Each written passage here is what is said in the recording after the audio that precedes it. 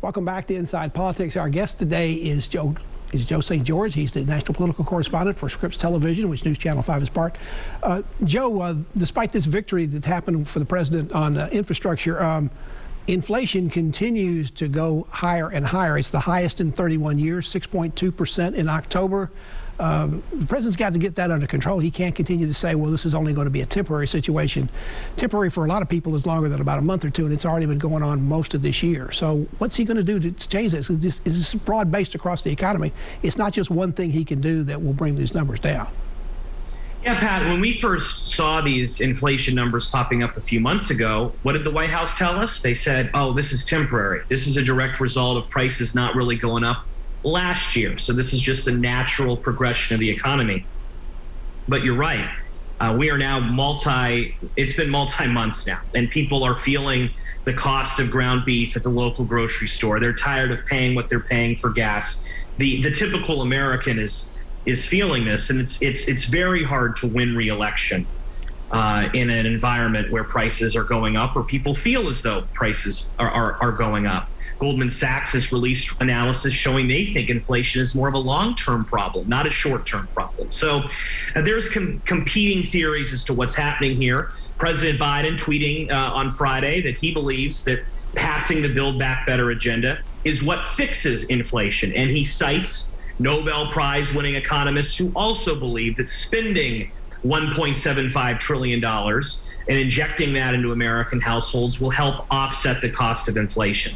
Everyone at home watching this is going to have a different opinion on whether that's accurate or not. But the Biden administration is hoping that passing his spending bill fixes the problem. There continue to be a lot of supply chain problems, getting things out to places in the economy. Perhaps pretty soon people aren't going to be able to get their Christmas presents delivered this year because they're somewhere out on a boat, somebody's coming from China. I mean, there are even some reports I've seen this week that there are not enough Santa Clauses to go around to go to all the Christmas parties and other events. There's a lot of bad stuff piling up at the White House, especially during the holiday season. No one said it was easy to be president, right? The supply chain crisis is a big issue. A big issue is the ports. We've seen the president give speeches in ports. He was at the port of Baltimore this past week. The administration has taken action in the port of Savannah, or port down in South Carolina. He's taken actions regarding the port of Los Angeles, port of Long Beach. But this is where his hands are tied a bit, at least when you speak to White House officials, is that the president announced that, okay, the port of Los Angeles is going to be open 24 hours, 7 days a week. Well, they've been open 24 hours, 7 days a week, but they can't find the truck drivers willing to come in at 2 a.m. to take the stuff and bring it to the department store where it needs to be. So these are the challenges that is facing the Biden administration. It's no easy fix. Now, the president is out this week saying that fixing America's ports will be a big part of the infrastructure bill, and there are billions of dollars included to improve that. But that's not going to happen before Christmas. I mean, that's going to take several years probably to implement. The Republicans think they have a winner with inflation and the other problems going on in the country. Are they on to something there? Is this something that's going to be a problem for the Democrats when they seek re-election next year? You know, Pat, you've been doing this a long time. You know this. Typically, when a new president gets in office, the midterm election, that first midterm, is pretty rough for him. And it's an evening out of the country. This country is like a pendulum, right? We love to swing one way and then swing to another. So yes, on paper, 2022 is especially difficult for Democrats. And the only prayer that I'm hearing from Democratic consultants is that they can get these things passed into law and implemented so that September of next year, Democrats can go around the country and say, look what we did to childcare.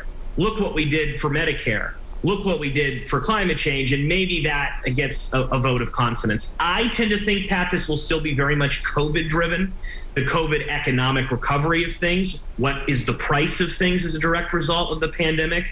And also schools. We saw in the Virginia governor's race, which I know we don't pay too much attention to in Tennessee, but you know, the Virginia governor's race was very much nationalized to some degree. We saw a hyper focus on local school policies. And a big reason people ended up voting for the Republican in a Democratic state was because of his thoughts on schools and COVID-19 policies and parents. So a lot at stake. We're still a year away, though. Think of how much has changed in 1 year in American politics.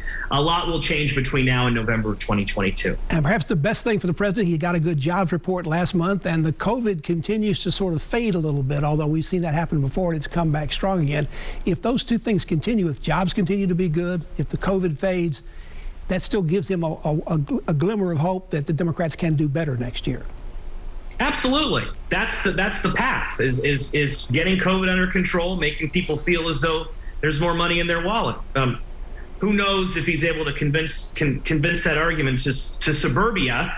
Suburban voters typically decide elections. It appears that the House will pass a Build Back Better bill. The Senate will probably pass a different Build Back Better bill, and it'll go into a conference committee. But I guess my question is, can the Senate come together enough among the Democrats to pass a bill? Because if something doesn't pass in the House, there'll be no conference committee, and there'll be no Build Back Better.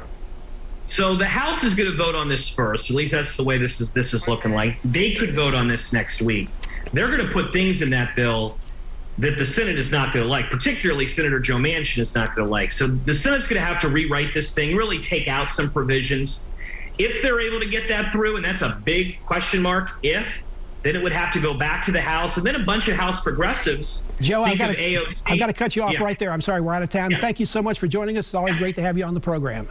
And thank you for joining us on Inside Politics. Hope you'll be back here again for a future show. If you can't get the politics in the meantime, go to our website. You'll find my Capitol News commentary there. New commentary posted every Friday afternoon. Enjoy the rest of your weekend, and we'll see you here next time.